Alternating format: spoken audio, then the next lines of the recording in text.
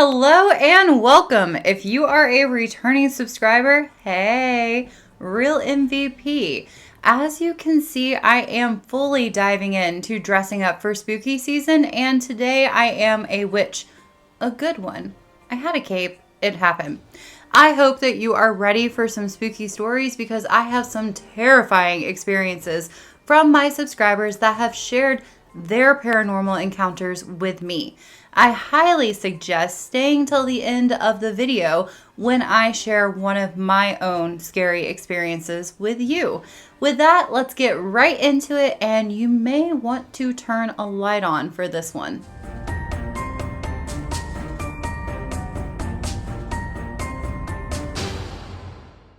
My first story comes from Stuart Mays. He has been a wonderful supporter of mine, and he came to my channel back when I posted the Scottish Lighthouse Mystery video. Stuart himself hails from Scotland, and he has described himself as being somewhat of a magnet for paranormal activity, even going back to his childhood.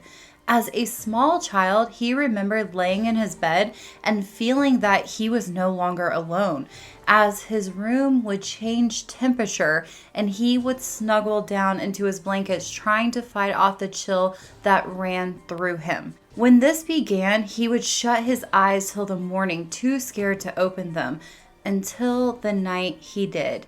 That would be the first experience that he would have seeing an apparition. Standing in front of him was a man in a black cloak and an old hat. The man would come to him on numerous occasions, appearing to enter his room as a mist under the door. The figure would then materialize in front of him. He could never fully make out his face, but he could tell that the man was speaking to him. Yet he could never remember the conversations that they had, and the image would then fade away slowly. Stuart went to his mother and told her what he was seeing.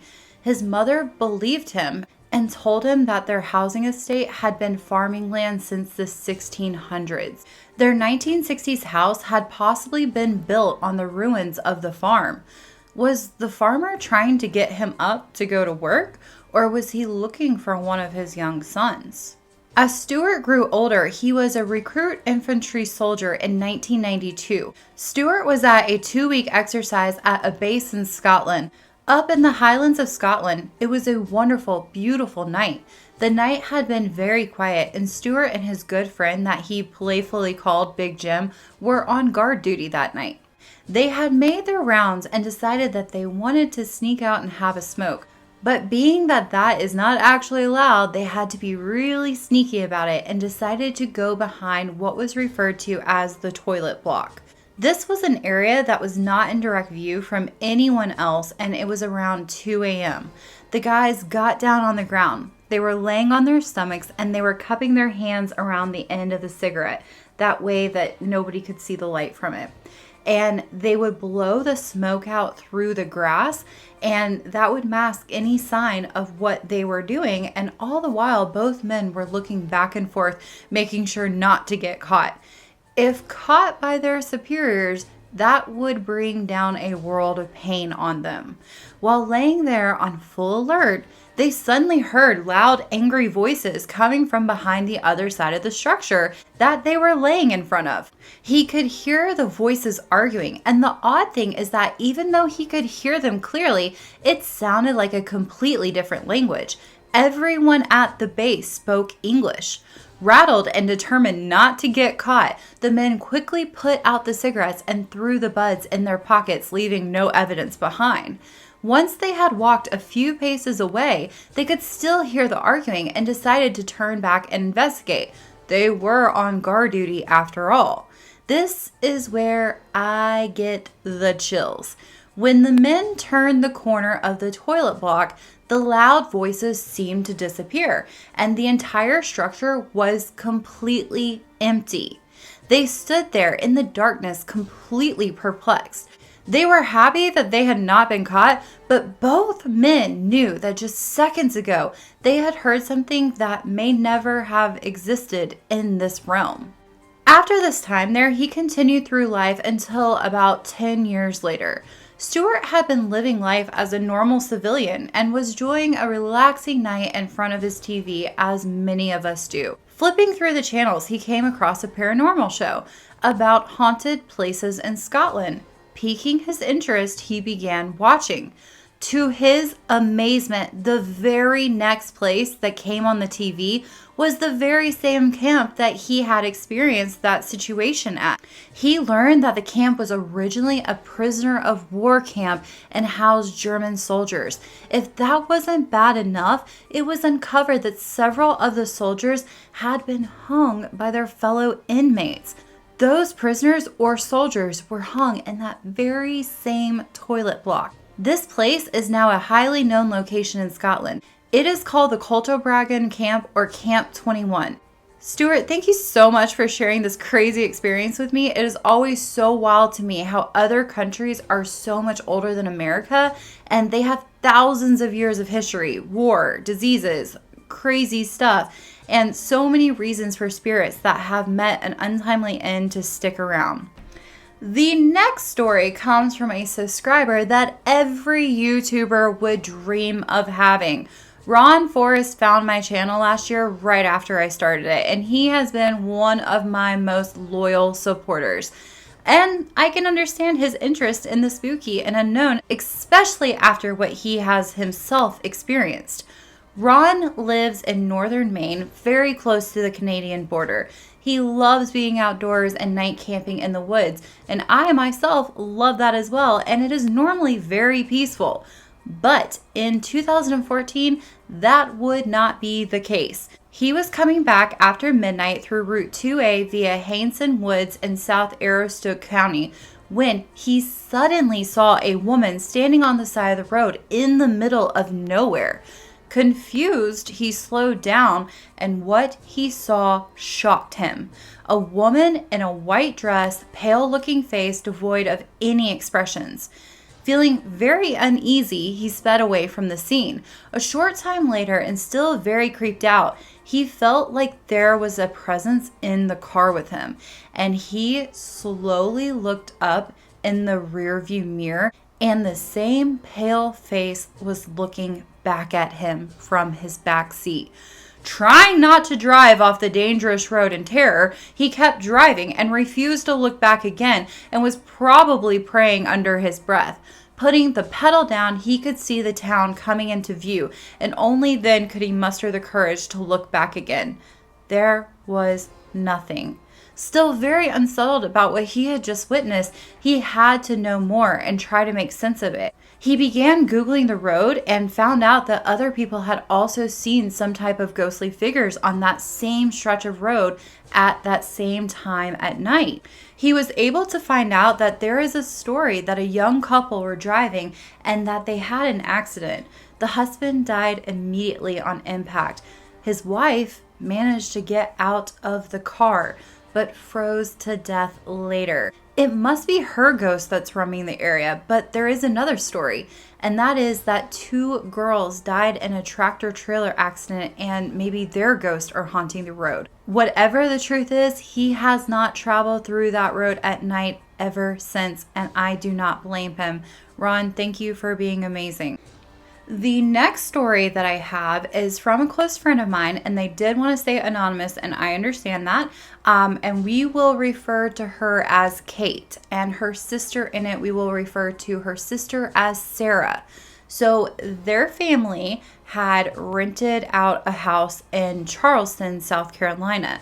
And I'm from North Carolina, so I'm very familiar, but Charleston is known to be one of the most haunted cities in America. It has very old history and very old buildings, and there's shipwrecks and pirates and so much history to look into that is haunted. Her family booked a house on the beach, and it had 2 levels, and the bottom level, she stayed in one room, and her sister Sarah and her husband stayed in the other room. Well, at night, Kate laid down to go to sleep, and she started hearing giggling and talking, and it was driving her crazy. So she actually got out of bed and walked over to Sarah's room and knocked on it and said, "Y'all need to be quiet. I'm tired. I want to go to sleep. enough, like stop giggling. And Sarah yelled back and said, Kate, we're sleeping, go to bed. So Kate's confused. It's quiet now in the house, and she goes and lays down. And about 30 minutes later, she hears another weird noise. So now things are even more confusing to her. So she decides to open her bedroom door, and the bathroom, her bedroom door is right here, and across the hallway was the bathroom. She turned the light on after using the bathroom and left it on when she went to lay down because she was kind of getting a little bit creeped out. About 3 a.m. in the morning, she feels that somebody's in the room with her. So she rolls over and she looks out the bedroom door and she sees a little bit of a figure standing there. So she rubs her eyes and she sits up and she looks there and she sees a young girl that's standing there in a white nightgown. She doesn't see the legs. All she could see was like from the torso up of this little girl, and the little girl did not have eyes. They weren't black. She did not have eyes. And she got out of bed, screamed. Her family woke up, and they left that house that night. Did research on it. People had passed away in the house. There was never any history that showed that a young girl had passed away in the house since that house had been built. But there's no telling what had happened on that land before they built that house. And that story has always creeped me out because the girl that told me this, she does not believe in ghosts. She doesn't believe in a lot of different things. And when she tells me that she saw something like that, I take her word for it. So the last but not least story, one of my experiences. I have had quite a few in my life. I was raised in a very Christian home, and I'm grateful for that. I was raised that ghosts don't exist, that there's good and evil, and there are good and evil things. And to this day, I believe that to be the case. But I also think that there's a lot that we don't understand and things that science can't prove yet. And that being said, many years ago, I was in my early 20s. I was really close friends to a guy who was going through a lot in his life. His history had some rough stuff in it, and he was having some really bad dreams. So being a close friend of his, I sat down and he explained his dreams to me, and he kept having this reoccurring dream that he was either being attacked or chased by a black dog. And it wasn't a cute black dog. It was a vicious and terrifying black dog that was chasing him down. And my mom knows the Bible backwards, forwards, up and down, and I knew that she was the person that I should take my questions about this to. So I asked her about it, and she did some research, and she came back to me and she said that black dogs are known throughout history as being a sign of a demonic presence. And when I heard that, I told my friend about that, and it made a lot of sense, and he started praying and, really trying to stop having those dreams and protect himself if there was something negative that was reaching out to him in a really hard time in his life. And I happened to be at his house one night with one of my other girlfriends, and the three of us were in the kitchen. I think we were just making dinner or something and hanging out watching a movie that night, just being in early 20s and having fun. And the way the kitchen was positioned was the sink was here, and there was this really long hallway, and there was rooms off the hallway. But at the very end of the hallway, there was an office, and it had a dog gate at the bottom of the doorway, and the door was open. It was at night, so the light was off in the office, but the kitchen had light coming, so the hallway looked really creepy because you could see the light going down it, but then it was so black in that room.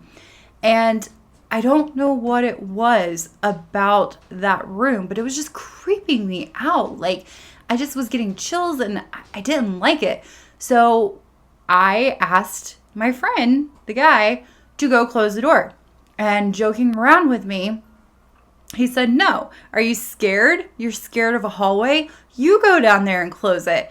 And me being me, I was like, "I'm not scared." I'm not scared of anything. I got this. I'm not scared of a hallway. So I was scared, and I don't know why. But I walked down that hallway, and I do need to also preface this that he had 2 dogs and they were outside in the backyard. There were no animals in the house. But when I went to reach over the dog gate to grab the doorknob to close the door that swung this way, he thought it was hilarious to let out a huge bark noise, and it scared me. And I grabbed the doorknob and I slammed it shut, and I ran back into the kitchen and I punched him in the arm, and I was just laughing. And my friend, the girl, said, "Oh my God, Lauren, what's wrong with your leg?" And as soon as she said that, there was this intense burning on my leg. And I looked down, and it was summer. I was wearing shorts. I had 3 claw marks that looked like a dog paw scratch on my leg that was bleeding. It was bleeding enough that I had to care to it. I had to clean it off and put bandages on it.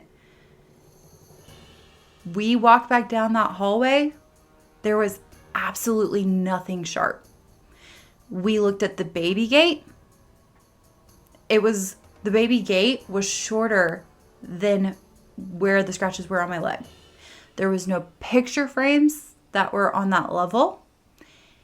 And it is, even talking about it to this day, I'm getting creeped out because it's very odd that he barked and then I get dog phantom scratches on my leg.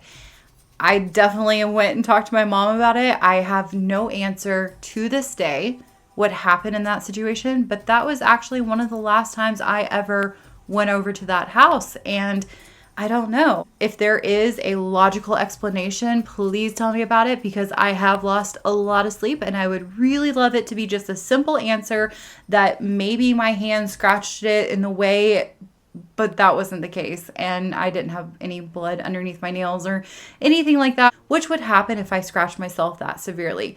So if you enjoyed this video, please let me know in the comment section down below. If you like how this video is done and you would like to see more of the scary stories, please let me know, and obviously keep sending them to me.